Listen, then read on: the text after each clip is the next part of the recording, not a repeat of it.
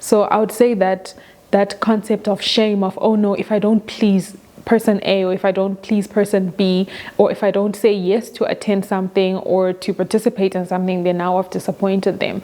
So that has definitely led to some form of shame.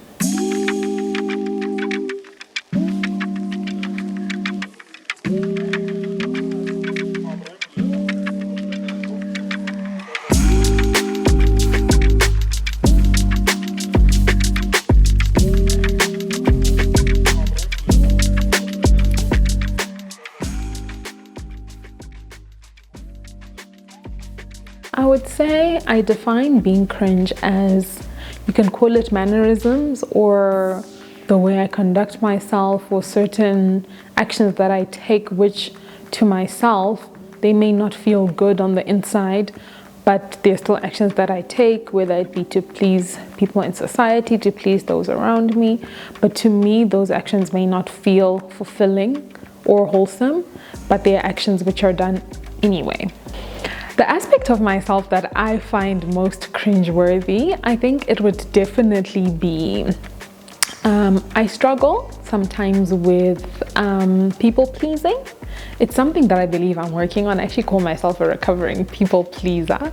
And it's something that I've struggled with for a long time, since I was, I think, teenage years.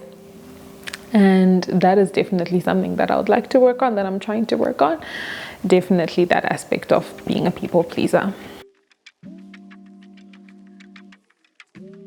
I would say that shame has a significant impact, has had a significant impact on being able to fully express myself, because that aspect I was talking of being a people pleaser, sometimes I can see that my boundaries have been pushed or my limits have reached the end, but just because of the fact that I don't want to disappoint someone that I love, or I don't want to disappoint people around me, I tend to then suffer with burnout.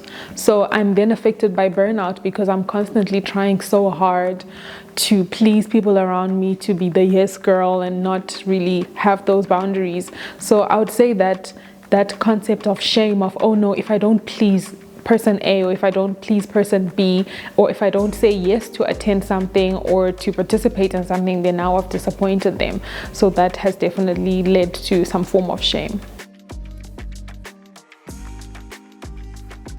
I would say that in terms of a personal experience where shame has affected me, I can definitely think of a few.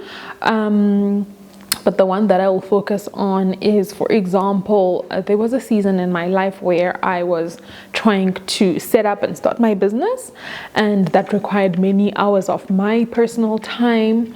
And so sometimes I would find myself in situations where I'm being required to show up as a sister, show up as a friend, show up as a partner, show up as whoever in different forms, and then still not be able to fully immerse myself in that business that I was trying to start. So I would say that that is a way which I could say that it has affected me negatively.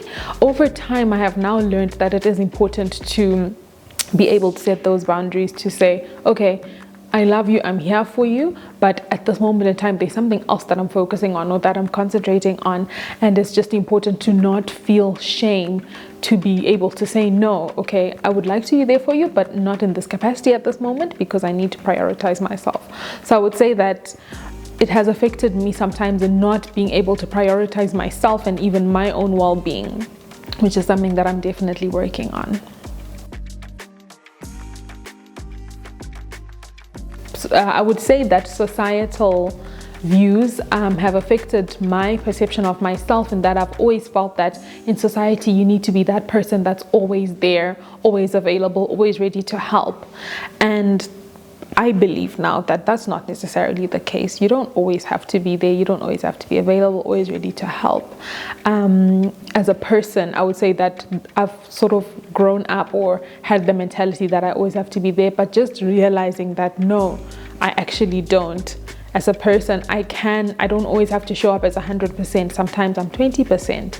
And so it's important to just have that awareness that yes, society may expect you to always be there in various forms and in various parts of yourself. But as a person, I don't always then have to actually be there. I can just prioritize what matters to me.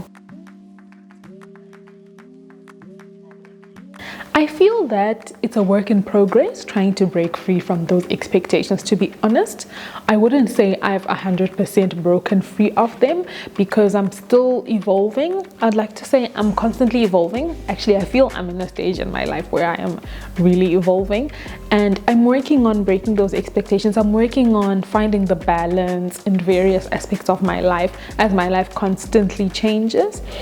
And it's just a work in progress, but it really helps having a community around me, a support system that understands my boundaries, that understands what I need, and I also understand what they need and how they need me to show up for them.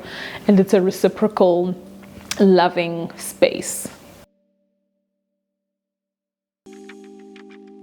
I definitely think that self-acceptance has been an important part of my self-growth, because as much as, yes, I might have mentioned that I struggle with people pleasing, it's something that I'm working on. I've come to accept that I have a lot of love to give as a person, and it's not a bad thing.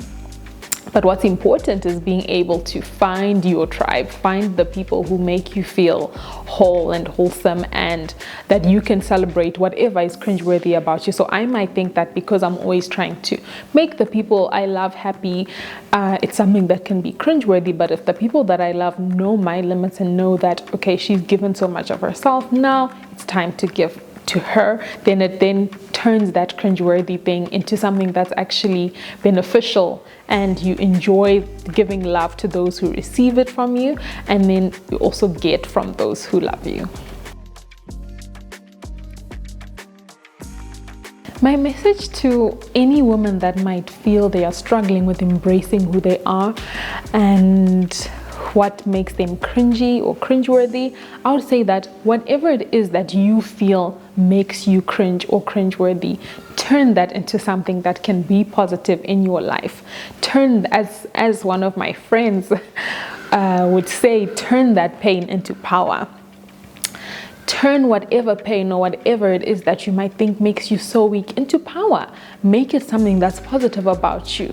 If you feel that you overly please people or you show up for people too much, do that for the people who love you, and you will feel it just growing through and flowing through your system. If you feel that you overwork yourself, find that balance, take your power, turn whatever it is that might make you feel lower to make you feel higher in whatever way that you can, and just take back your self-confidence in yourself.